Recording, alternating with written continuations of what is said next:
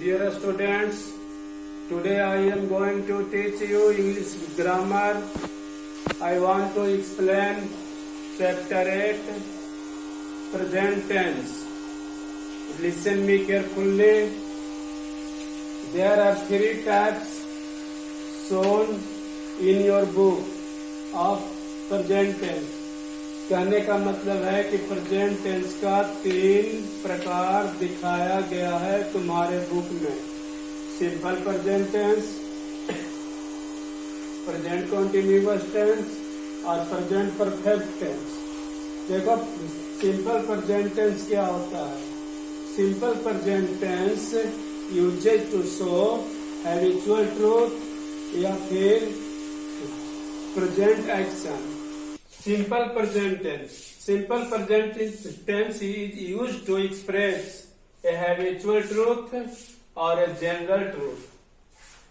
Simple present tense बनाने का एक तरीका होता है। सबसे पहले सब्जेक्ट देना रहता है, फिर V1, फिर ऑब्जेक्ट। एक और इसका तरीका है सब्जेक्ट V5 प्लस ऑब्जेक्ट। अब हमें देखना है कि कहाँ V1 देंगे और कहाँ V5 देंगे। I, we, you, they और कोई प्लूरल नाउन या प्रोनाउन।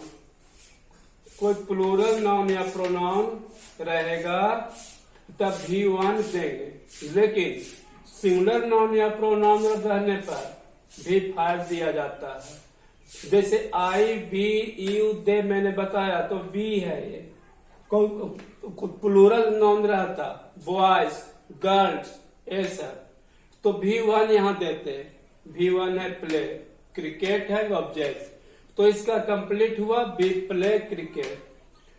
सिंगुलर नाउन या प्रोनाउन रहने पर V5 दिया जाता है। सिंगुलर नाउन या प्रोनाउन है ही, राम, बॉय, सी, ये सब सिंगुलर नाउन या प्रोनाउन है। तो इसके साथ V5 यानी एस वाला फॉर्म, एस या ES वाला फॉर्म, प्लेस और ये ऑब्जेक्ट क्रिकेट हुआ, कंप्लीट हुआ ही प्लेस क्रिकेट। कहने का मतलब है आई, बी, यू, दे और प्लूरल के साथ V1। बाकी सिंगुलर नाउन या प्रोनाउन के साथ V5 यूज किया जाता है, तब सिंपल प्रेजेंट टेंस बनकर तैयार हो जाता है। Present continuous tense. Present continuous tense का डिफिनेशन सुनो। When we use present continuous tense to talk about actions that are in progress at the time of speaking. जो काम, जो एक्शन प्रोग्रेस में हो यानी कंटिन्यू हो, जारी रहे, लगातार रहे, उसको, उस टेंस को हम प्रेजेंट कंटिन्यूअस टेंस कहते हैं। एक काम अभी कंप्लीट नहीं हुआ है, जारी रहता है। इसको बनाने का फॉर्म होता है, स्ट्रक्चर होता है। सबसे पहले सब्जेक्ट इज, एम, आर में से कोई एक, उसके बाद V4 यानी ING वाला फॉर्म और अंत में ऑब्जेक्ट। केवल इसमें देखना रहता है कि किस सब्जेक्ट के साथ एज लगेगा, किस सब्जेक्ट के साथ एम लगेगा और किस सब्जेक्ट के साथ आर लगेगा। इसी को देख लेने के बाद ये बनकर तैयार हो जा सकता है। जैसे दे के साथ हम इज नहीं दे सकते थे, दे के साथ हम एम नहीं दे सकते थे, दे के साथ आर ही सुटेबल होता है। तो दे आर। घर का फोर्थ रूप है प्लेइंग और ऑब्जेक्ट है क्रिकेट, तो यहाँ हो गया दे आर प्लेइंग क्रिकेट। ही के साथ आर हम नहीं दे सकते थे, ही के साथ एम हम यहाँ नहीं दे सकते थे। ही के साथ जब भी सुटेबल होता है तो इज ही होता है।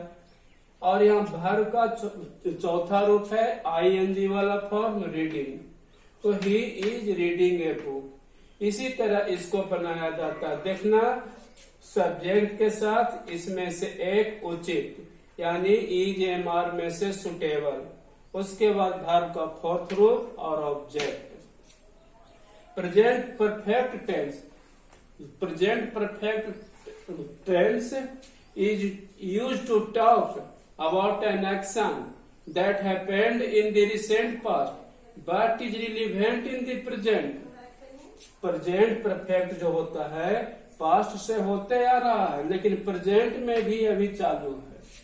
ही हैज, सबसे पहले सब्जेक्ट दे देंगे, सब्जेक्ट के बाद हैज या हैव दे देंगे। हैज या हैव दो में से एक देने के बाद वर्ब का थर्ड फॉर्म देते हैं और उसके बाद ऑब्जेक्ट देते हैं। उचित सब्जेक्ट के अनुसार तुम लोग को सिलेक्शन करना होगा कि कौन इसमें से हैज, कौन इसमें से दे, कब लगेगा हैज और कब लगेगा हैव। तो दे के साथ मैं हैज नहीं दे सकता था क्योंकि दे के साथ हैव ही यूज होता है। दे हैव प्ले, प्ले का वर्ब थर्ड रूप होता है प्लेड, इसीलिए प्लेड यहाँ आया क्योंकि वर्ब का थर्ड फॉर्म हमें देना है। और ऑब्जेक्ट है क्रिकेट, तो दे हैव प्लेड क्रिकेट, एक कंप्लीट हो गया। उसी तरह सी के साथ अब हैव हम नहीं दे सकते थे, सी के साथ हैज ही सुटेबल होता है, इसीलिए सी हैज। राइट का ये तीसरा रूप है, राइट, रोट, रिटेन, यानी वर्ब का third form, written a letter, complete हुआ, she has written a letter. इसी तरह ये तीनों टेंस तुम्हारा हो जाता है और तुम लोग इसके एक्सरसाइज को सोल्व करना।